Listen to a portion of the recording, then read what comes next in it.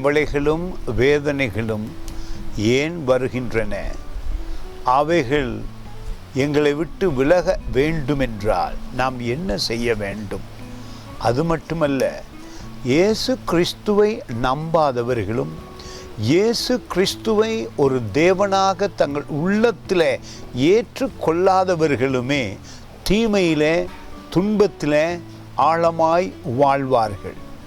ஆனால் இயேசுவை நம்பும் பொழுது அற்புதமான அதிசயமான மீட்பு நமக்கு வருகிறது. பாருங்கள் இந்த வசனத்தை, 32ஆம் அதிகாரம் சங்கீத புத்தகத்தில் 10வது வசனம்.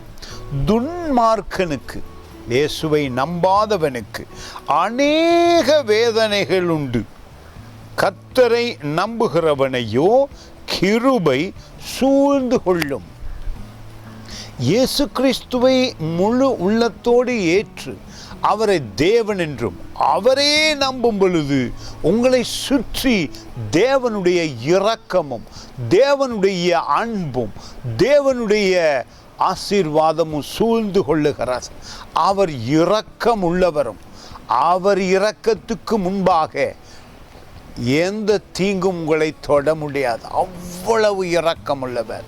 அவரை நம்புவது, அவரோடு இருப்பது உடல் சுகத்தை உண்டு பண்ணுகிறது, வருமானத்தை உண்டு பண்ணுகிறது. அவருடைய வார்த்தையை நம்பும் பொழுது நீங்கள் ஞானத்தை பெற்றுக்கொள்ளுகிறீர்கள், சுகத்தை அனுபவிக்கிறீர்கள். உங்களை சுற்றி இரக்கம் எப்பொழுதும் சூழ்ந்து கொள்ளுகிறது. தேவனை நம்பாதவர்கள் தான் உலகத்திலே துன்பத்திலும் பாடுகளிலும் அநேக வேதனைகளோடும் பாட அனுபவிக்கிறார்கள். ஆனால் நீங்களும் நானும் வேதத்தை நம்புகிறோம், இயேசு கிறிஸ்துவை தேவனாய் ஏற்றுக்கொண்டோம். எல்லா விடுதலையும் நமக்குண்டு. God bless you.